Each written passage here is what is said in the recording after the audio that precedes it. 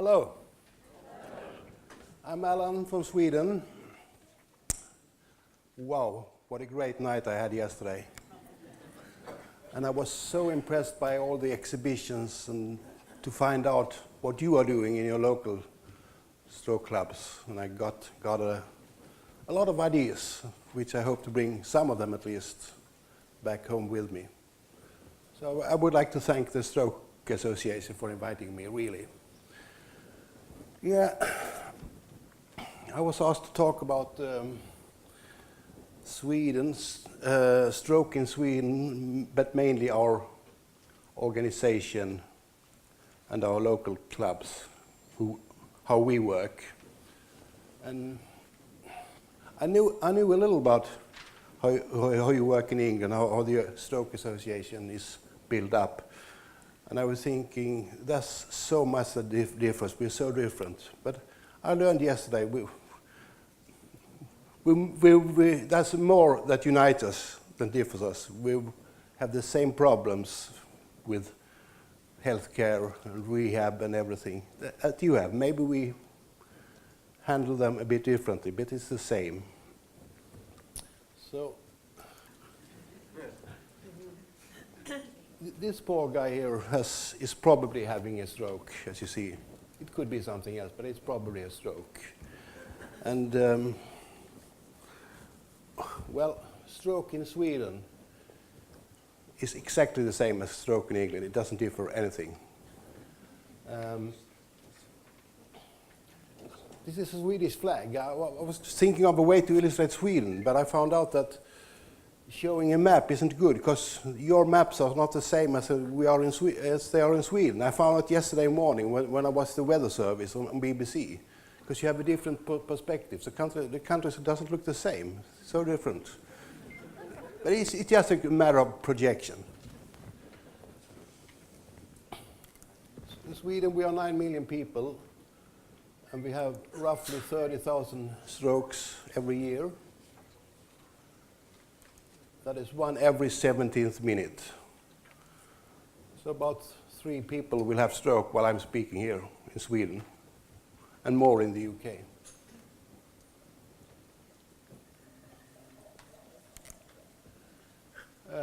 We have a national stroke register. I think we were one of the first countries in Europe and in the world who actually had it, where 97% of all patients who suffer from a stroke gets into that register. A few are missed because they are wrongly diagnosed. And this is a very good help for research, because that follow-up, the doctors follow you up after 4 months, after 24 months and 48 months.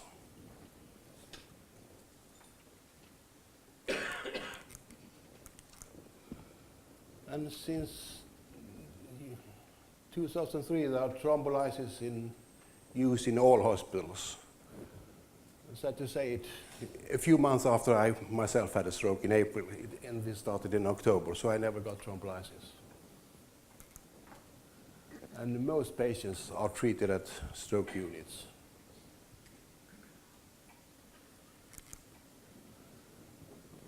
And I represent the Swedish Stroke Association, and you see our logotype at the top.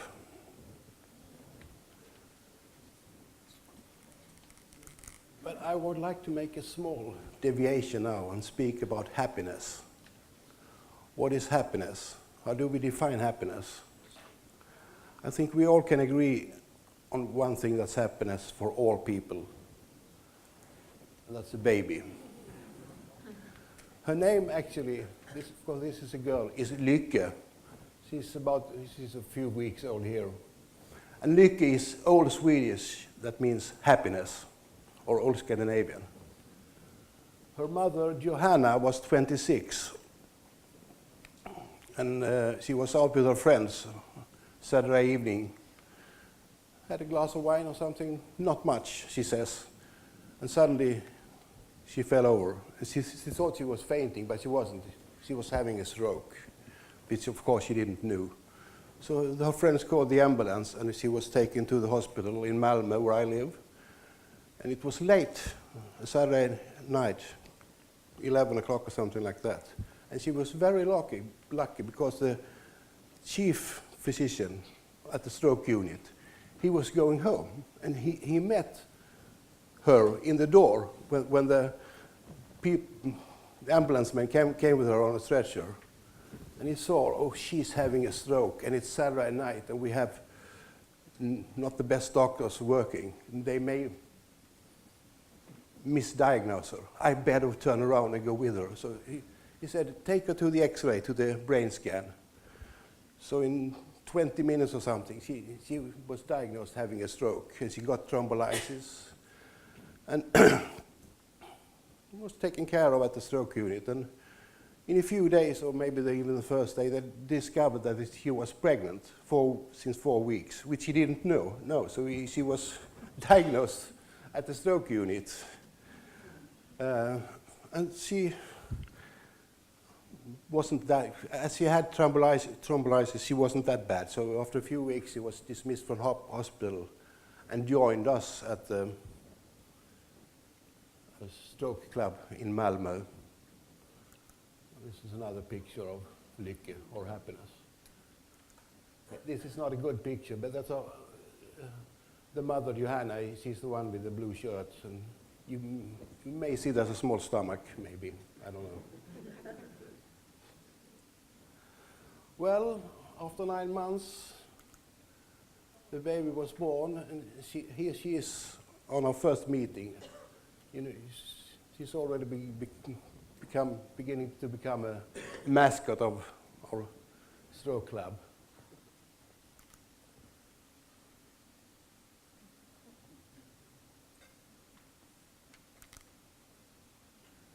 Here we actually are on the train on our way to Copenhagen, to Art Museum. You can see the mother, how happy she is. Well, back to the Stroke Association. We have a national organization and board, regional organizations. I'm president for the southern region. And we have local clubs. And these are all linked together. So if you join a local club, you're automatically a member of the national organization and the regional organization.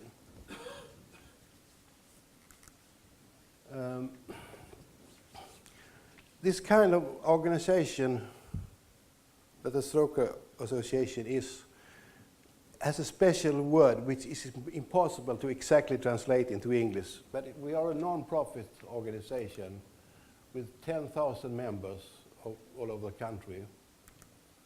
And the national board is elected every third year. I'd like to say we're a non-profit, and we say that we are independent, and we're not a charity. We're not a charity. We are financed by member fee, about £20, and government funding. Government gives us a little more, 40% from members and 60% from government.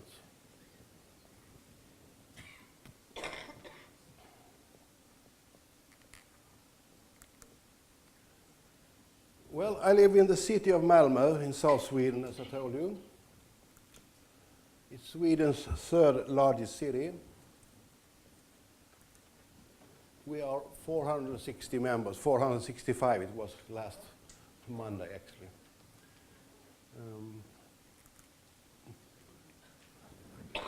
I thought it was a bit boring with all the numbers, so I put in and out. It's got nothing to do with the Stroke Association at all.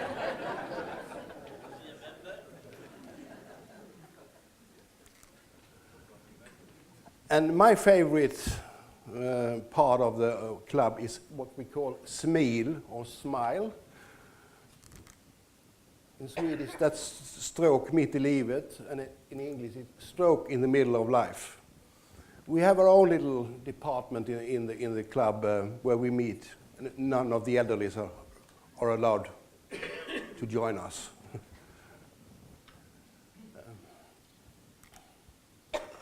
We have meetings once a month.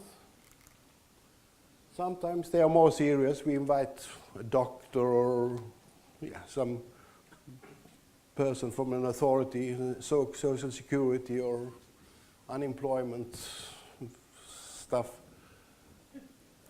Sometimes we have more fun. And I would say we mostly have fun. That's what we concentrate on.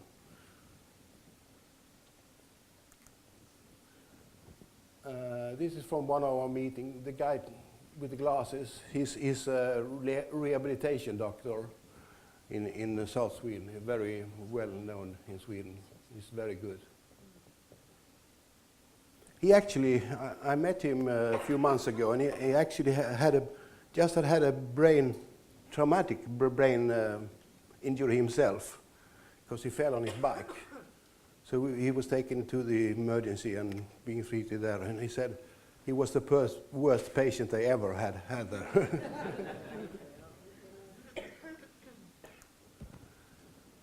That is fun, obviously. A magician. I don't remember his name. He was very good. You can see she really enjoys it.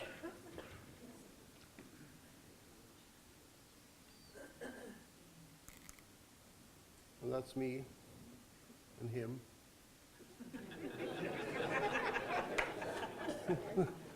What? And this is a physiotherapist who's giving a lecture at a club on, it says it's intensive arm and hand training after a stroke, which I actually had, led by her.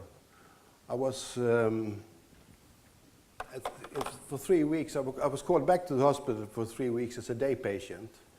And this arm, which is good, was giving hard, I don't know what, plate or something on it. So I couldn't use that one, other as support, but I couldn't use my hand. So I had to use this bad hand for 3 weeks. 1 hour a day I was allowed to remove that. So it was very good training. You have to use your bad arm, which I don't do now. You see, I put it in my pocket.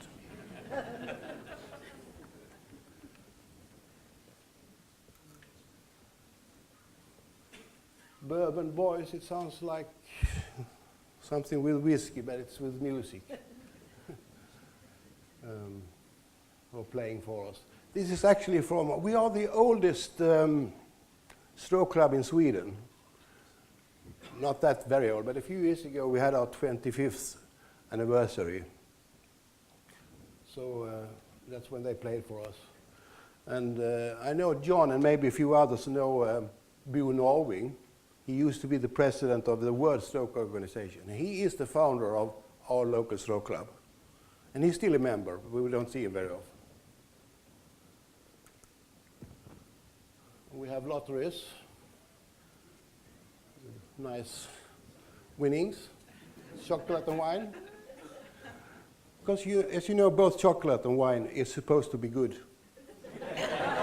Yeah. Not too much of it. And she has won something.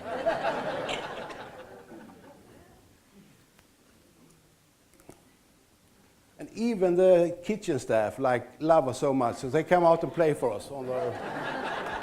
Yeah, it's true.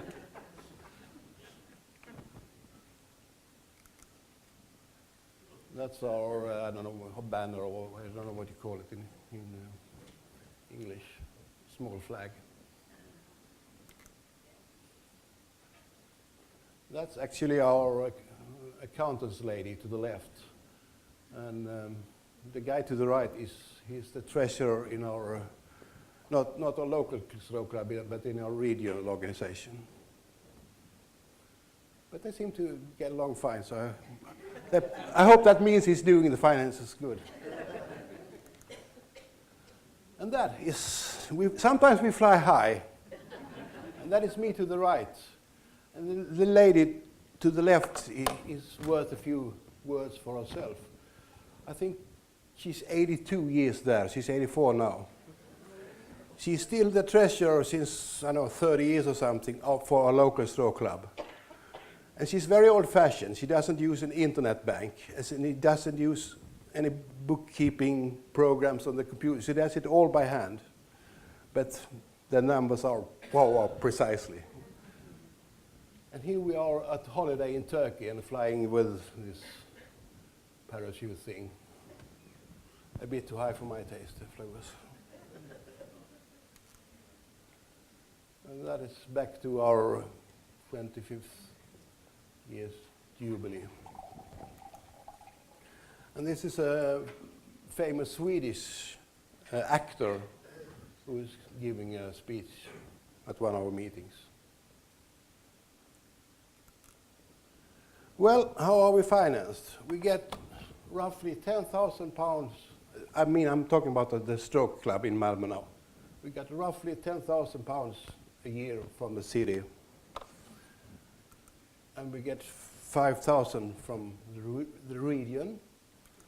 And actually, we get a lot from private donations. We don't advocate for it actively, but sometimes people give us money. And also, we're in a project which I am leading called NavMem, which also gives us some money. And NavMem, Nav is navigation and Mem is short for memory.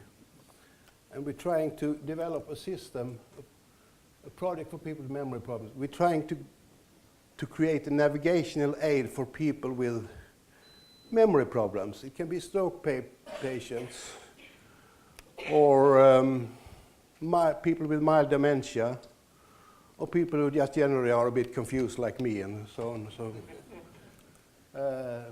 it's a European Union project. You see NAVEX from the UK, from London, they are also taking part. So, and the stroke Förening in Malmö, that's our local stroke club. Our job is primarily to recruit test persons. This is somewhat confusing. One of the professors around the project, it's meant to be simple, but simple is not that easy, as you can see. But what it actually tries to do is, you know, you have those of you who have smartphones. You know there are Google Maps and stuff, which you actually can navigate with in the city, and very good, but it's a bit complicated to use. So we try to do that, but much easier and much simpler.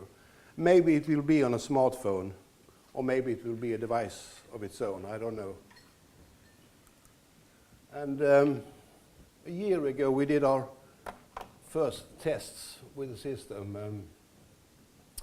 And this is the very first test we did with a test person. She's, of course, the lady in the wheelchair. You can see the arrow pointing where she's supposed to go.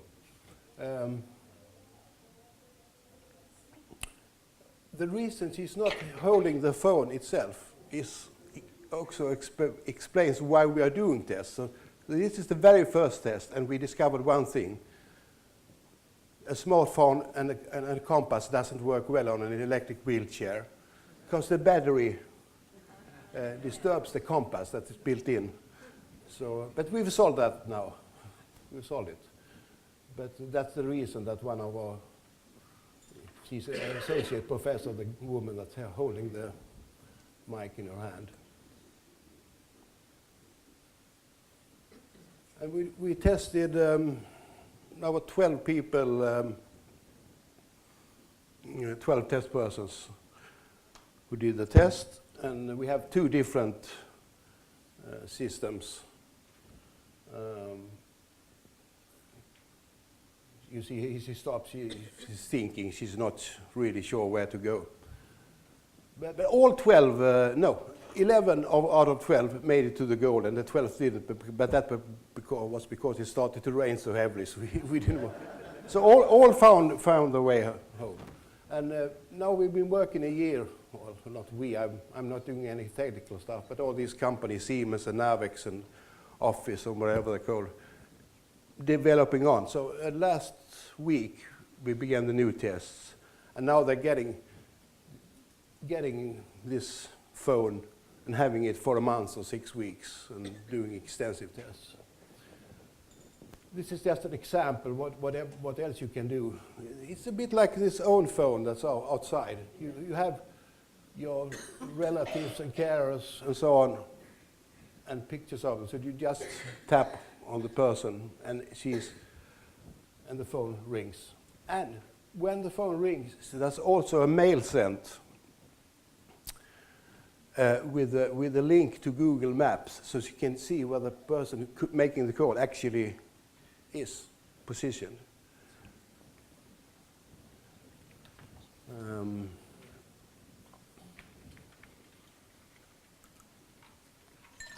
That's another thing. How long have I been speaking, John? You have plenty of time. I have to talk a bit more slowly.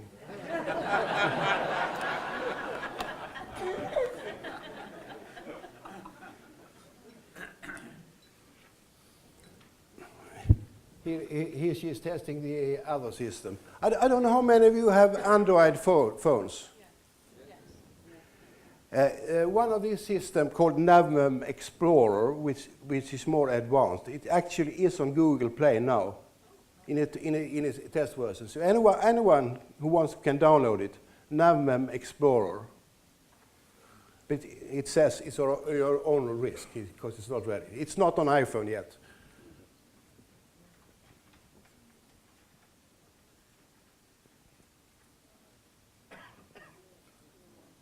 I'm rather impressed by how she's maneuvering her way. Oh.